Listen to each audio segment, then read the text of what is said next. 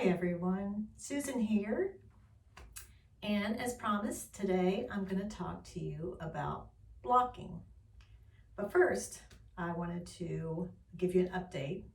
The last video I talked about how you could soften your brushes by soaking them in fabric softener, and I have the result of that, and it did soften the top part. It didn't soften it all the way down. So I don't know if that means it just needs to go into the fabric softener a little bit longer. I actually softened it or soaked it for several hours.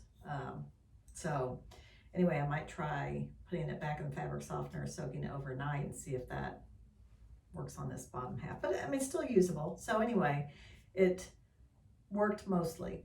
I guess that's my evaluation of it. So, okay, so as you can see, I have blocked out my canvas. Not sure how well you can see it, but I'll just kind of point it out. And I don't do anything real solid. Again, but I like to come back over it with oil paints and create a lot of texture. And this is just so I know where things are going to be placed. So you can see back here, I have kind of blocked out the pond grass. Not sure what it's called.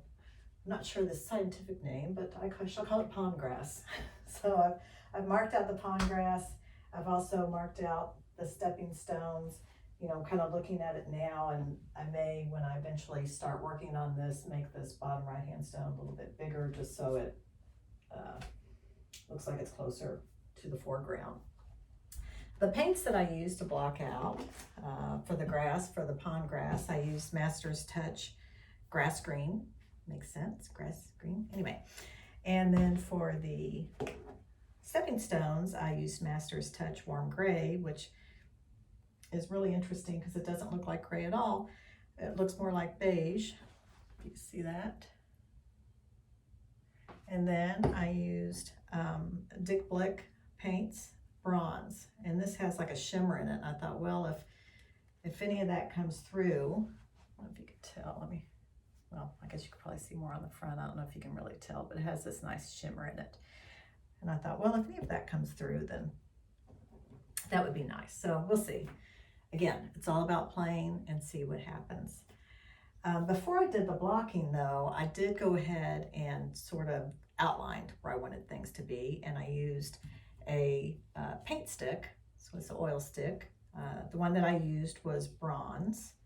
So just a kind of a tip if you haven't used oil sticks before, they dry out, but they only dry out on the outside. So if you take your handy dandy pocket knife and just kind of shave off that outside, you'll get back to the part that's usable. So anyway, I use that just to outline, and I'll just kind of show you. I've already outlined and painted it obviously, but I'm going to take this one that's a red color and just, you know, it's almost like, you know, using a crayon, really.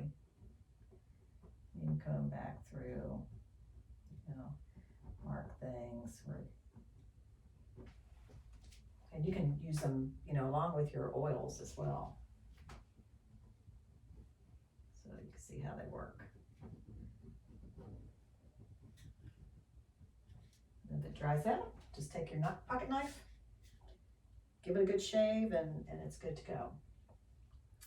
The other thing I wanted to point out, and I'm not sure if you all can see it, but this is a handy paint organizer. I found that when I was painting with oil paints, I had them in a big tub. I would think that I didn't have a color, so I'd go get that color again and end up finding that I already had it. So what I did was I used, it's actually just a board in the back with nails that are spaced strategically apart from one another, and then used clips. Show you up close, just these clips. That.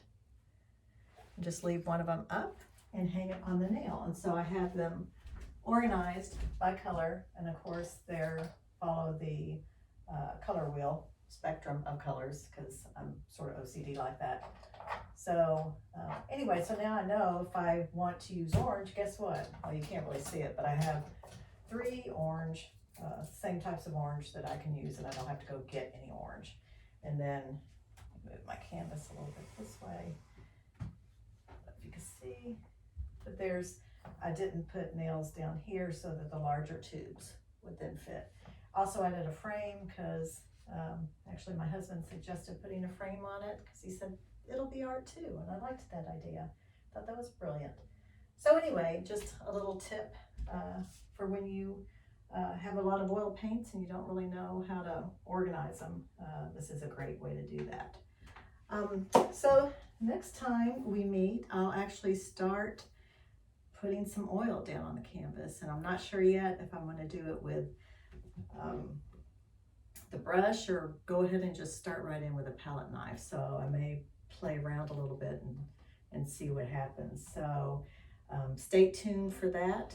Obviously I won't have the whole thing done, but I'll just show you kind of as a work in progress weekly, and we can, I'll talk about it at that time. So anyway, I guess I'll see you next time. This is episode 3. You can go back and watch episodes 1 and 2 on YouTube. You can subscribe to my channel and like my videos. So see you in the next episode. Thanks.